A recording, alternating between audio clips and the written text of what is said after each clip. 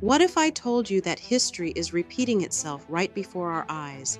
That policies we've seen before, policies we swore would never happen again, are being rolled out under the banner of law and order? Let's talk about what's happening right now. Migrants are being sent to Guantanamo Bay. The federal government is lifting the moratorium on capital punishment and expanding the scope of who can be executed. And major corporations, the same ones who knowingly hired undocumented workers for cheap labor, are suddenly purging them and allegedly reporting them to ICE. Coincidence? I don't think so. We've seen on satellite photographs obtained by CNN construction taking place in several areas of the base and tent camps beginning to go up. The Trump administration says it could send as many as 30,000 undocumented migrants to the Guantanamo Navy base, and it's unclear how long those migrants will be incarcerated here in Cuba. This is what we know. On Friday, Homeland Security Secretary Kristi Noem is visiting the base to see the progress that's been made on building facilities to jail the migrants. According to officials, the migrants will be given legal services, but of course, providing lawyers to thousands of migrants on a prison on an island will be a logistical challenge. This base is an incredibly inaccessible place to go to. It has the Cuban military guarding the base on one side, U.S. Marines on the other side of the fence line. You can really only get to the base by plane or by boat, and it appears that the Trump administration is using the base's fearsome reputation as a prison that has housed 9/11 era detainees as a deterrent to migrants who would try to come to the United States illegally. First, let's talk about Guantanamo Bay. On January 29th, the administration announced it would expand the Migrant Operations Center at Guantanamo to full capacity. The facility, originally designed to hold a few hundred people, is now preparing to detain up to 30,000. The first group of detainees has already arrived. Now, here's the real question. Why are migrants being sent to a military base notorious for human rights abuses? And why is there such little transparency about what conditions they'll be facing?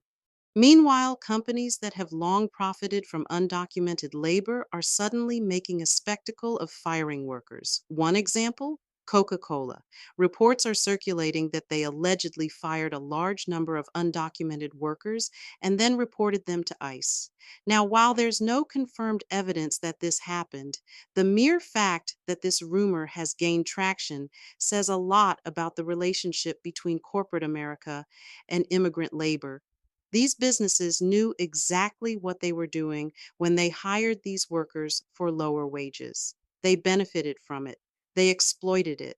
And now that the political climate has shifted, they're casting these same workers aside to avoid scrutiny. But notice something, the workers are the ones being punished, not the corporations that knowingly hired them. Why?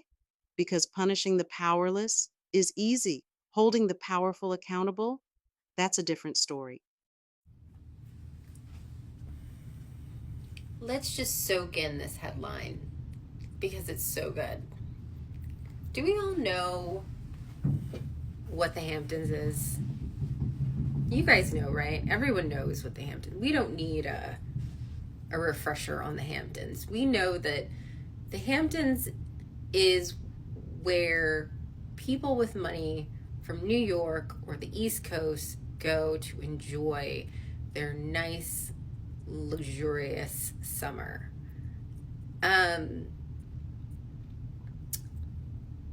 Let's drop the headline. East Hampton officials reassure wealthy residents that officers won't deport illegal migrant maids, landscapers, and nannies. First of all, New York Post, we don't use the word maids, do we? I don't think so. Housekeepers. We say housekeepers. But this is very interesting. So you're thinking about a safe haven, right? Who would think that a safe haven would include the word Hamptons in it? But essentially, that's what the Hamptons is saying they are. They don't want to lose the people that work with them on their day-to-day lives, that help run their households. They don't want to lose the illegal migrants that potentially could ruin their summers if they're not there. Let's take a look at what this article details. East Hampton officials are quelling wealthy residents' fears that local police could deport illegal migrants from the Tony town. Many of whom are, again, we're not using that word maids, are housekeepers, landscapers, and nannies who support the luxurious lifestyles of the well-off locals. And not all just locals. This is, people who come in for the summer, it's a very summer-focused, seasonal town. Median property value is $2 million, which ain't nothing. But the East Hampton police are basically reassuring the people of East Hampton that they have no need to worry because their police officers are not going to enforce the practices of ICE. Again, it's a safe haven. Who knew? Now, let's say the quiet thing out loud. And ever since I saw this article, and this isn't the first time I've actually seen this article, I saw this article a bunch of other times. But I thought about Kelly Osbourne. Do we remember Kelly Osbourne and what she said? Kelly was on The View, and this topic had actually been brought up during, I believe this was Trump's first administration, about deportation and really working to get illegal immigrants out of the United States. And Kelly Osbourne got so much flack and so much trouble for saying this one thing.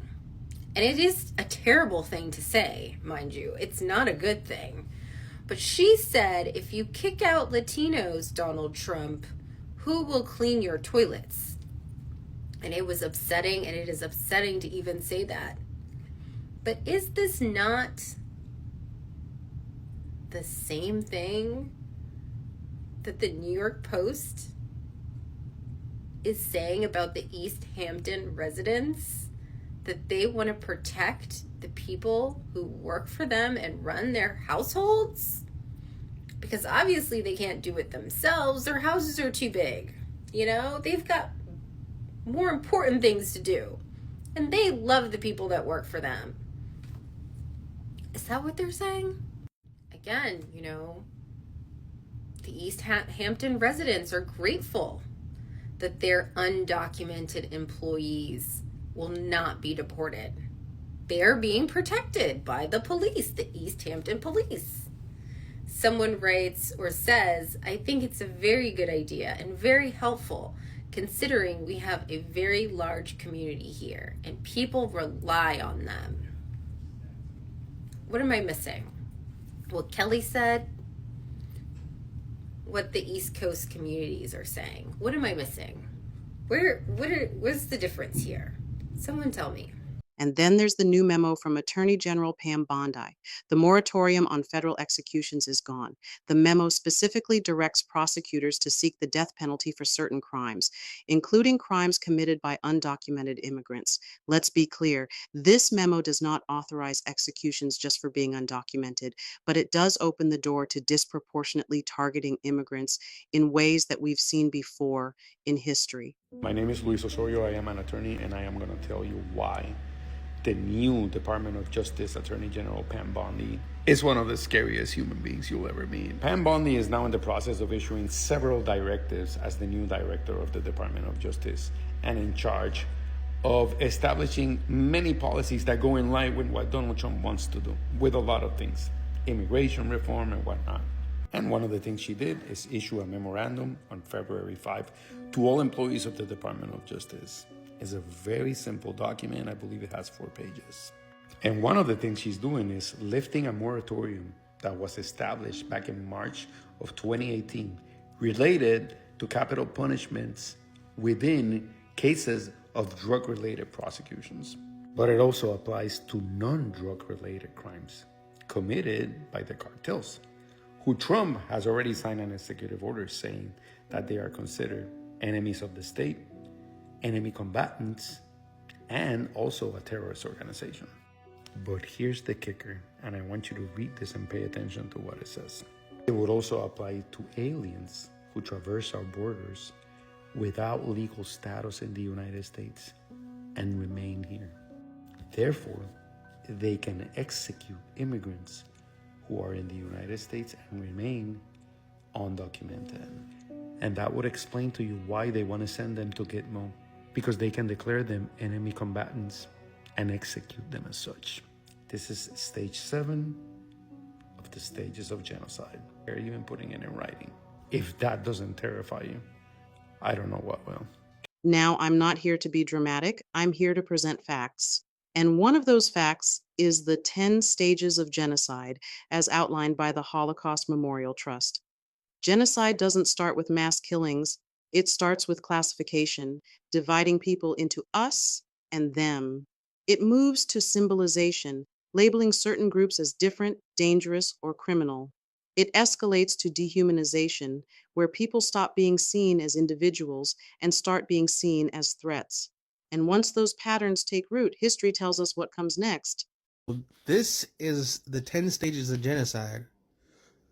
And we're going to go over them to see what is going on with all this historical denial coming from the right primarily in this country.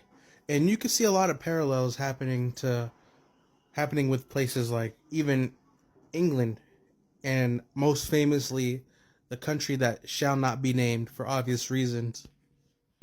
But you see this? Just pause and read.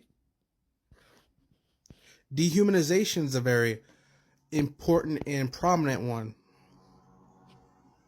Pause and read. Persecution. And the final stage that we are seeing right now, denial. Denial of the history and the rewriting of the history is part of the 10 stages of genocide. It's the last stage.